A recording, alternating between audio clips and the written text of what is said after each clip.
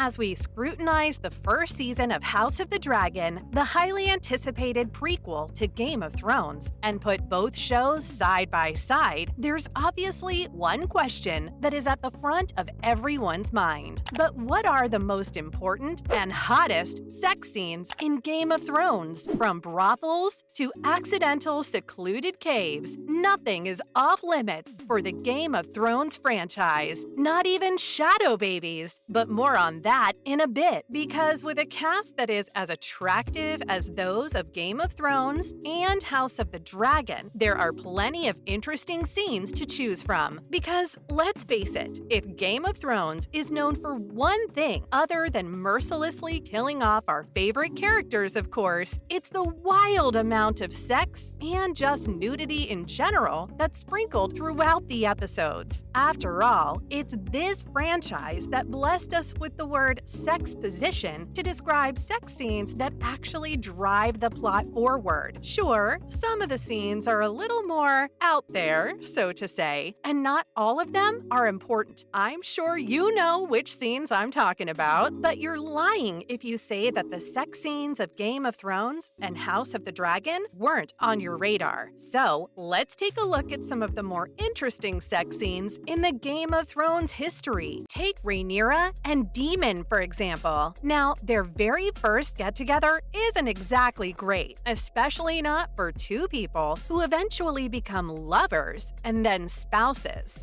But their moment is a lot better than the let's just get this over with already attitude that Alicent and the much older Viserys have. Plus, there's a lot of foreshadowing here as well, which is always nice. However, this scene in particular did end up being a bit notorious. While there now is a brightened version on YouTube, the original scene is a tad on the dark side, but it still conveys all you need to know to make it a memorable scene. For one, both Rhaenyra and Daemon are sober, which is already a huge plus. But more importantly, it's absolutely way more consensual than their first encounter. It's clear that they've both been for this moment. And then, when they finally get married and solidify their Targaryen-approved power couple status, there really is no stopping them. Speaking of waiting for a particular moment, there was one hookup that we were all waiting for in Game of Thrones that literally took forever to happen. But praise the Game of Thrones gods, because it took a while, but eventually it did happen. I'm talking about Brienne and Jaime, of course. Having to witness Brienne pine for Jaime for a million episodes was absolute torture. But right before the end there, they finally get it on. Brienne admitting that she never slept with anyone before made the moment even more special and emotional. But it was the buildup and the fear that it may never happen that truly got to me. Someone who didn't have the problem of having to wait for anyone was Theon. Well, before he fell into the hands of Ramsay Bolton and got castrated, that is. But let's not think about that horrible situation, because before all that, Theon was actually quite the ladies' man, and being on open water wasn't going to stop a libido like Theon had. Even on a ship, this guy knew how to find someone to have sex with. While on his way home to the Iron Islands, Theon captures the attention of the daughter of the ship's captain, who begs Theon to take her away with him. Theon has no interest in taking the girl with him, of course, but he still manages to score himself some below-deck action.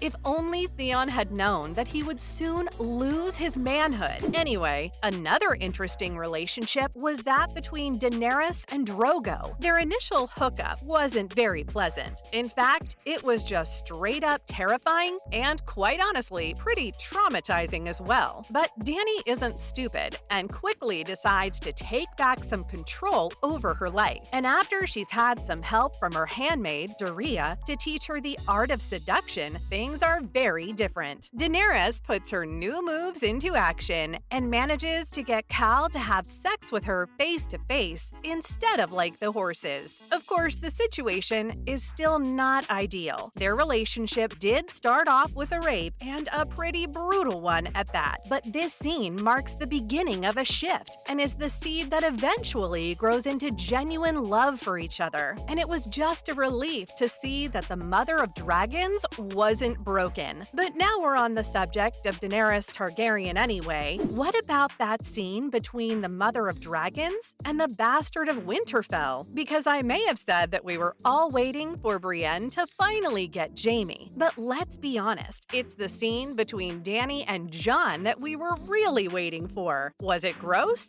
Absolutely. But this is Game of Thrones I'm talking about here, so the standard is a bit skewed, to say the least. The problem here, of course, was the fact that Jon was having sex with his dear aunt. We know that, but neither of them had any idea at the time. The repulsive realization is told through Bran's voiceover as Daenerys and Jon passionately get it on in her bedroom. But again, they didn't know. Not that it makes it any less nauseating, but come on. We knew what we were in for by the time this scene finally came around, even if Daenerys and Jon didn't. Oh well, the scene with Jon and Ygritte, however, that was probably one of the few sexual encounters in the entire series that fans were actually actively rooting for. It had all the ingredients for an amazing sex scene: a secluded cave, lots of furs, some conveniently placed hot springs, and the most exciting ingredient, forbidden love, and that classic line that Ygritte utters, "You know nothing, Jon Snow," until,